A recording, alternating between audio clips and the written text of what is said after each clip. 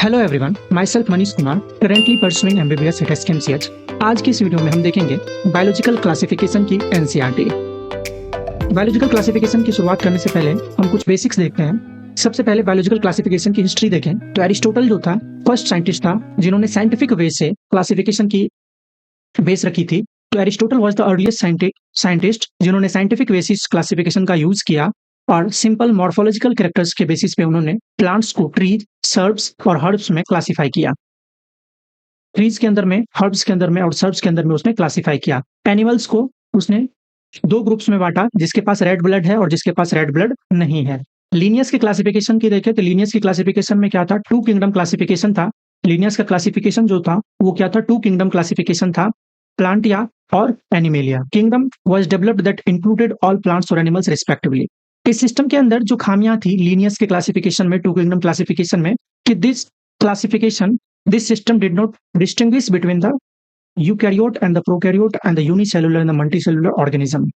फिर उसके बाद फोटोसिंथेटिक और नॉन फोटोसिंथेटिक, जैसे फोटोसिंथेटिक में ग्रीन एल्गी और फंजाई दोनों को एक ही क्लास प्लांटिया के अंदर रखा जा रहा था। Classification of organism into plants और एनिमल्स वो उस टाइम इजी था और आसानी से समझ में भी आ रहा था। लेकिन बहुत सारे जो क्लासिफिकेशन थे, जैसे टू किंगडम क्लासिफिकेशन था, वो लंबे टाइम तक यूज भी हुआ, लेकिन वो पर्याप्त नहीं था, इनएडिक्वेट था। क्योंकि उस टाइम जो क्लासिफिकेशन का बेसिस था वो मेनली क्या था, सेल वॉल का यूज कर रहे थे। सेल वॉल का कैरेक्टरिस्टिक फीचर देख रहे थे, सेल वॉल या फिर आप मॉर्फोलॉजिकल कैरेक्टर्स को देखकर ही हम क्या कर रहे थे, क्लासिफाई कर रहे थे। लेकिन बाद में gross morphology, nature of cell wall, mode of nutrition, habitat, method of reproduction and the evolutionary relation, five kingdom classification में ये टेबल बहुत इंपॉर्टेंट है। इसमें फाइव किंगडम क्लासिफिकेशन के सबसे पहले जो कैरेक्टर्स लिए गए हैं उन कैरेक्टर्स को देखते हैं। तो कैरेक्टर्स में सबसे पहले क्या है, सेल टाइप के बाद क्या है, सेल वॉल के बाद nuclear membrane, body organisation, mode of nutrition. जब आप सेल टाइप की बात करते हैं तो प्रोकैरियोट है या यूकैरियोट, इसके बारे में बात करते हैं। सेल वॉल की बात करते हैं तो किस चीज का मिलकर बना हुआ, या प्रेजेंट है या नहीं है। न्यूक्लियर मेम्ब्रेन आपको पता है प्रोकैरियोट के अंदर में क्या होगा, वो प्रोमिनेंट नहीं होगा या एब्सेंट होगा। बॉडी ऑर्गेनाइजेशन में सेलुलर लेवल, टिश्यू लेवल किस तरह का है, सेलुलर लेवल है या मल्टी लूज टिश्यू ऑर्गन, किस तरह का सिस्टम है उसके पास। तो उसके बाद देखते हैं mode of nutrition. Five kingdom classification में कैरेक्टरिस्टिक में सबसे पहले देखते हैं मोनेरा की कैरेक्टरिस्टिक। तो मोनेरा की कैरेक्टरिस्टिक में आप यहाँ पे देख पा रहे हैं कि मोनेरा जो होता है वो क्या, मोनेरा यहाँ पे मोनेरा प्रोकैरियोटिक है।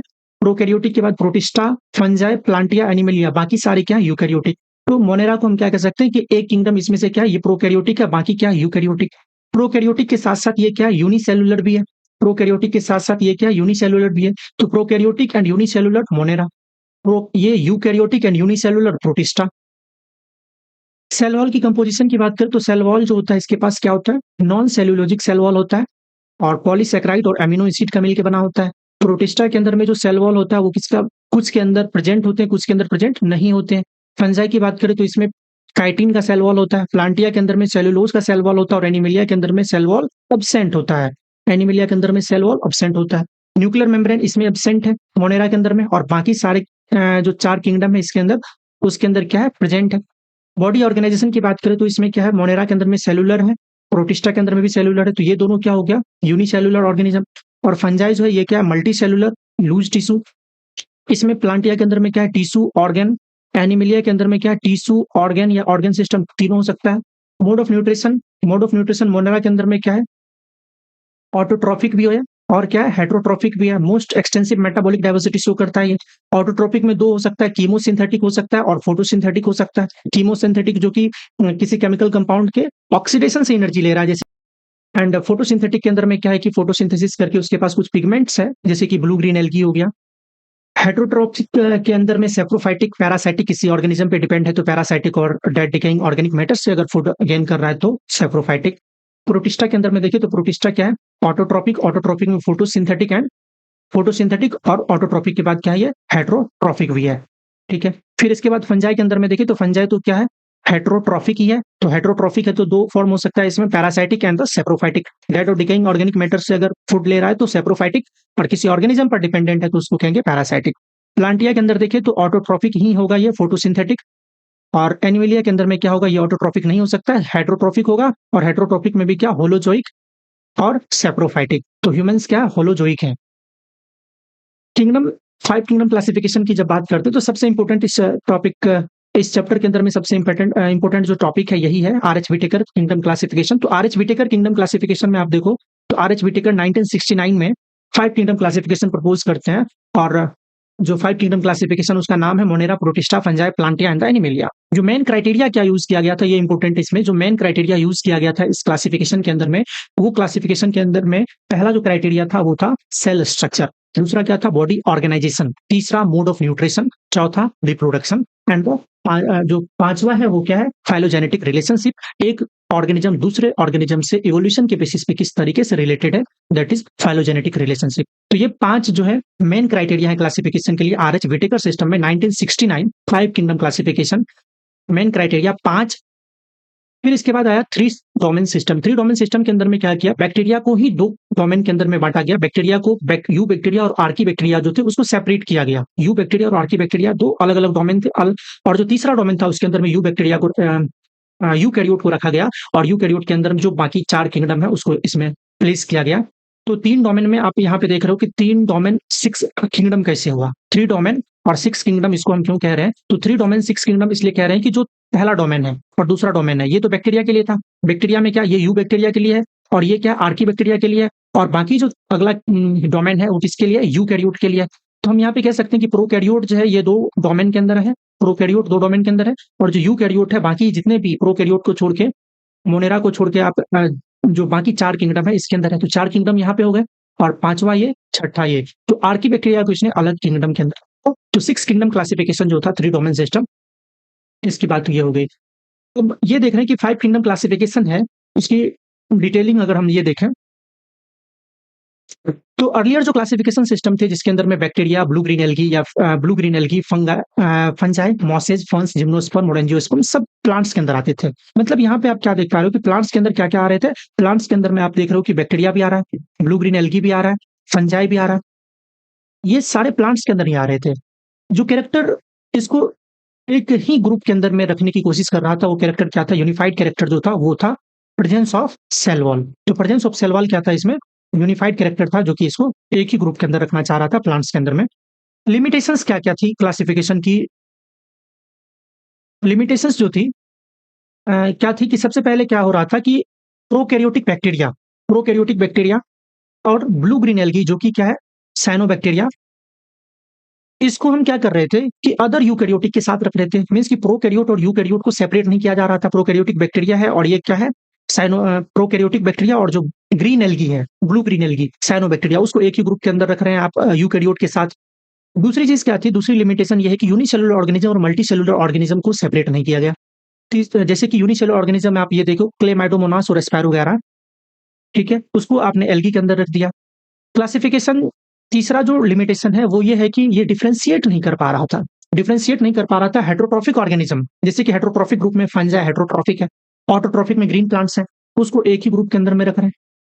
ठीक है एक ही ग्रुप के अंदर में रख रहे हैं जबकि वो तो कंप्लीटली अलग है ना। उसका सेल वॉल कंपोजिशन की बात करें तो फंजाई है, फंजाई के पास क्या है फंजाई का जो सेल वॉल है वो काइटिन का बना हुआ है जबकि प्लांट का जो सेल वॉल है वो क्या है कंप्लीटली सेल्यूलोजिक है। फंजाई को आपने क्या किया एक सेपरेट बाद में जो फंजाई है फंजाई की कैरेक्टरिस्टिक जो थी वो मैच नहीं कर रही थी बाकी अदर ऑर्गेनिज्म से तो इसको सेपरेट किंगडम बनाना पड़ा किंगडम फंजाई।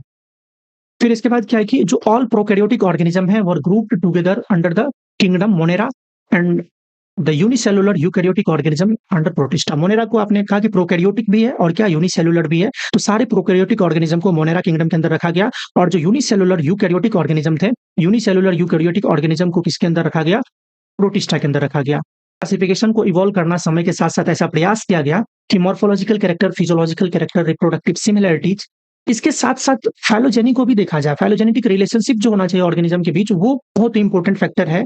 इवोल्यूशनरी रिलेशनशिप को भी उस पे फोकस किया जाए।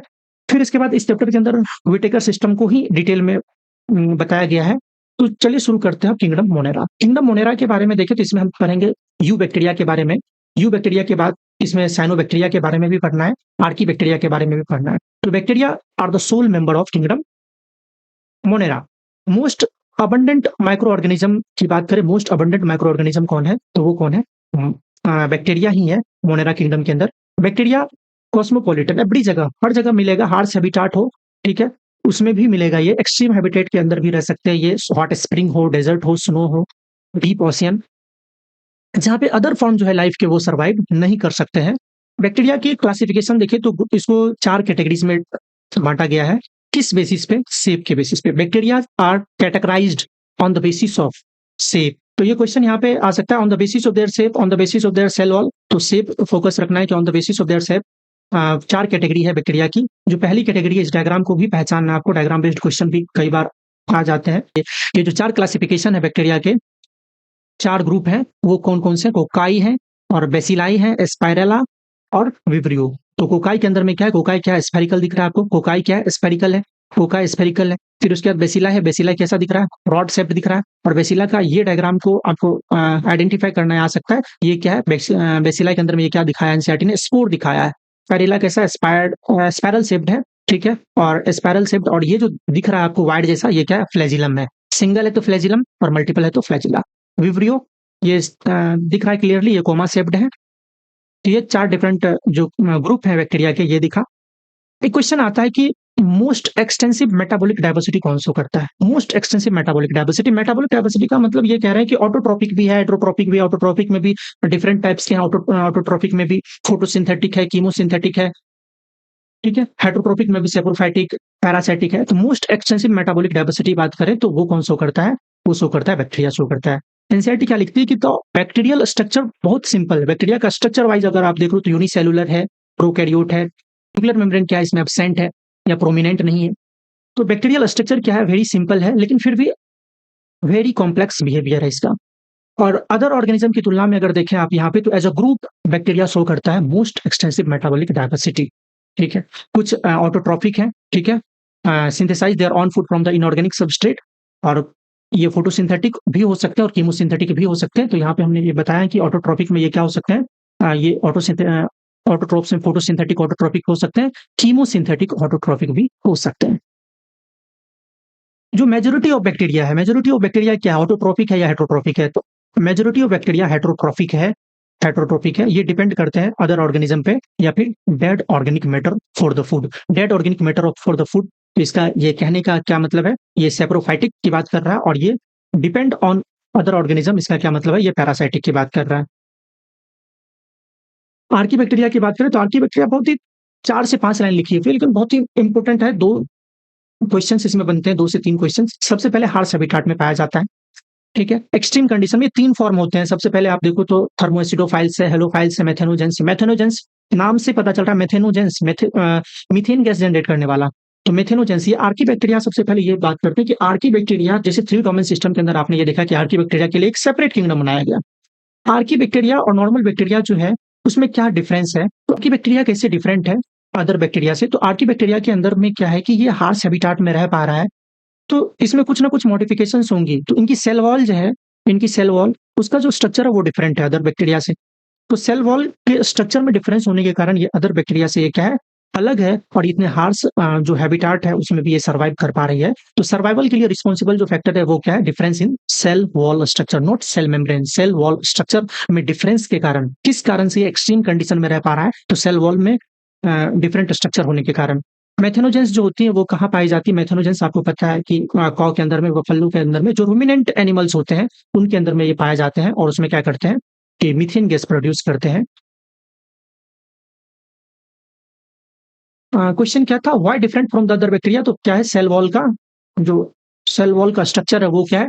डिफरेंट है। तो इसके कारण ये क्या कर रहा था? अदर बैक्टीरिया से ये डिफरेंट था, और क्या था? मोस्ट ये जो हार्श हैबिटेट है उसके अंदर में ये रह पा रहा था। फिर इसके बाद ये मोड ऑफ न्यूट्रिशन में आपने बताया कि ऑटोट्रॉफिक, हेटेरोट्रॉफिक है। ऑटोट्रॉफिक में भी कीमोसिंथेटिक है, फोटोसिंथेटिक है, और हेटेरोट्रॉफिक में पैरासाइटिक एंड सैप्रोफाइटिक है। यू बैक्टीरिया की बात करें तो यू बैक्टीरिया में आप क्या देख रहे हैं कि यू बैक्टीरिया जो होते हैं, यू मीन्स क्या? True bacteria. तो thousands of different you bacteria है ट्रू बैक्टीरिया के। कैरेक्टरिस्टिक फीचर अगर इसकी बात करें तो ये क्या है कि जो presence of flagellum and rigid cell wall, flagellum का होना और रिजिड सेल वॉल का होना यू बैक्टीरिया का एक कैरेक्टरिस्टिक फीचर है, ठीक है? इसके बाद साइनोबैक्टीरिया की बात करते हैं तो साइनोबैक्टीरिया को हम ब्लू ग्रीन एल्गी भी कहते हैं। ये पहले ऐसे ऑर्गेनिज्म थे जिसने इस अर्थ पे ऑक्सीजन प्रोड्यूस किया, ठीक है? Blue green algae. Blue green algae के अंदर में पिगमेंट होता है क्लोरोफिल ए, जो कि हायर प्लांट्स के सिमिलर होता है। फोटोसिंथेटिक ऑटोट्रोप्स इसलिए इसको कहते हैं। तो साइनोबैक्टीरिया कैसे होते हैं? सबसे पहले प्रोकैरियोट के अंदर रखा गया है तो यूनिसेल्युलर होगा, ठीक है? उसके बाद ये कॉलोनियल या फिलामेंटस भी हो सकते हैं, कॉलोनी बनाकर रखते हैं। फ्रेश वाटर या मेरीन वाटर में भी रह सकते हैं या टेरेस्ट्रियल भी हो सकते हैं। कॉलोनी जो होती है जनरली सराउंडेड होती है ये जिलेटिन की शीट से या म्यूसिलेज जो शीट होती है इस पे होती है। जैसे कि ये आप एक डायग्राम देख रहे हैं, एक ब्लू ग्रीन एल्गी। इस ब्लू ग्रीन एल्गी का क्या नाम है? यहाँ पे फिलामेंटस या फिलामेंटस ब्लू ग्रीन एल्गी है। नोस्टॉक, तो ये नोस्टॉक के अंदर आप ये देख रहे हैं कि सबसे पहले इसके पास क्या है कि स्पेशल सेल है। इसके पास क्या है, ये जो स्पेशल सेल है, इस स्पेशल सेल की मदद से ये हेटेरोसिस्ट कहते हैं इस स्पेशल सेल को। इसकी मदद से ये क्या कर रहा है, नाइट्रोजन फिक्सेशन कर पा रहा है। और इसके पास आप क्या देख रहे हैं, इस फिलामेंटस फॉर्म के पास जो इसके ये एक बैक्टीरिया है, दूसरा, ये तीसरा, ऐसे फिलामेंट कॉलोनी में रहते हैं फिलामेंटस फॉर्म में। ये म्यूसिलेज की शीट है। ये किसका डायग्राम है? डायग्राम पहचानने भी आता है। तो डायग्राम ये है नोस्टॉक का। नोस्टॉक और एनाबिना ये दो एग्जांपल दिए हुए हैं इस ब्लू ग्रीन एल्गी के अंदर में। नोस्टॉक और एनाबिना जो होते हैं, नोस्टॉक एंड एनाबिना, ये आप और भी जगह पढ़ेंगे। नोस्टॉक और एनाबिना को ये नाइट्रोजन फिक्सेशन करते हैं स्पेशलाइज्ड सेल की मदद से, जिसको हम हेटेरोसिस्ट कहते हैं। इसके बाद ये भी लिखा हुआ है कि they often form the blooms in polluted water bodies. तो ब्लू ग्रीन एल्गी जो होती है या फिर जो साइनोबैक्टीरिया है वो क्या करती है, ब्लूम्स प्रोड्यूस करती है पॉल्यूटेड वाटर बॉडीज के अंदर में। हेटेरोसिस्ट के किस में पाया जा रहा है? नोस्टॉक और एनाबिना में, ठीक है। कीमोसिंथेटिक ऑटोट्रोप्स के बारे में आपने बताया कि ये जो ऑक्सीडाइज करते हैं, जैसे कि नाइट्रेट, नाइट्राइट, अमोनिया, इन सारे ऑर्गेनिक सब्सटेंस को वो क्या कर रहे हैं, ऑक्सीडाइज करके क्या करते हैं, एनर्जी जो होती है उससे एटीपी प्रोडक्शन करते हैं। जो रिलीज्ड एनर्जी उससे क्या कर रहे हैं, एटीपी प्रोडक्शन कर रहे हैं। तो they play a great role in recycling the nutrients like nitrogen, phosphorus, iron and sulphur. Heterobacteria की बात जब हम करते हैं तो हेटेरोबैक्टीरिया जो होते हैं are most abundant in nature. ये लिखा हुआ है कि हेटेरोबैक्टीरिया जो होते हैं मोस्ट अबंडेंट होते हैं नेचर के अंदर में। They majority are important decomposers, और इसमें ये सिग्निफिकेंट इम्पैक्ट होता है ह्यूमन अफेयर्स में। And they are helpful in making curd from milk. Lactobacillus की बात कर रही है, production of antibiotic and fixing of nitrogen in legumes. Rhizome के बारे में सुना है आपने, जो राइजोबियम है यहाँ पे। Which bacteria are most abundant in nature on the basis of nutrition. Which bacteria are most abundant in nature on the basis of nutrition के बेसिस पे देखे तो कौन सा अबंडेंट है, तो वो है हेटेरोट्रॉफिक, ठीक है। तो हेटेरोट्रॉफिक बैक्टीरिया जो है वो क्या है, अबंडेंट है नेचर में। अब हम ये डायग्राम देख रहे हैं, ये डायग्राम किसका है? ये डायग्राम जो है डिवाइडिंग बैक्टीरिया। तो बैक्टीरिया के अंदर में जो डिवीजन हो रहा है वो किस तरीके से होता है, तो ये डायग्राम डिवाइडिंग बैक्टीरिया, ये डायग्राम दिखा रहा है किसको, बाइनरी फिजन को। बाइनरी फिजन, ठीक है। बाइनरी फिजन में आप क्या देख रहे हैं कि ये जो डीएनए है ये क्या हो रहा है, एक डीएनए का जो होता है डिवीजन हो रहा है और ये सेपरेट हो रहा है, दो अलग अलग बैक्टीरिया बन जाएगा। तो ये जो दो अलग अलग बनेगा ये क्या होता है, इससे आइडेंटिकल आइडेंटिकल सेल बनेंगे, आइडेंटिकल बैक्टीरिया, हर चीज सेम होगा। बाहर का जो लेयर है वो क्या है, सेल वॉल है। फिर उसके बाद क्या, सेल मेम्ब्रेन है। ये बीच में आपको दिख रहा है डीएनए। अब कह रहा है कि जो बैक्टीरिया है वो पैथोजेनिक भी हो सकते हैं, डैमेज कर सकते हैं ह्यूमन बीइंग को, क्रॉप को, फार्म एनिमल्स को, इसके बाद पेट्स को। कुछ डिजीज कॉज भी करते हैं जैसे कॉलेरा, टाइफाइड, टिटेनस, ठीक है। फिर इसके बाद सिट्रस कैंकर, ये वेल नोन डिजीज है जो कि बैक्टीरिया के द्वारा प्रोड्यूस होते हैं। बैक्टीरिया रिप्रोड्यूस करते हैं मेनली बाय द फिजन, जिसको बाइनरी फिजन कह रहे हैं। अंडर अनफेवरेबल कंडीशन के दौरान वो स्पोर भी बनाते हैं। और इसके अंदर में बैक्टीरिया के अंदर में आप ट्रांसडेक्शन की भी बात करते हैं, जिसमें कि सॉर्ट ऑफ सेक्सुअल रिप्रोडक्शन है एक तरह से। इसके अंदर में क्या हो रहा है कि जो प्रिमिटिव टाइप का डीएनए होता है वो ट्रांसफर होता है एक बैक्टीरिया से दूसरे बैक्टीरिया में। माइकोप्लाज्मा जो अलग, इसके बाद मोनेरा के अंदर पढ़ते हैं माइकोप्लाज्मा। तो माइकोप्लाज्मा के बारे में तीन बातें आपको याद रखनी है। सबसे पहले बात, इसके पास क्या होता है, सेल वॉल नहीं होता है। बैक्टीरिया के अंदर आपने पढ़ा कि सेल वॉल होता है, ठीक है।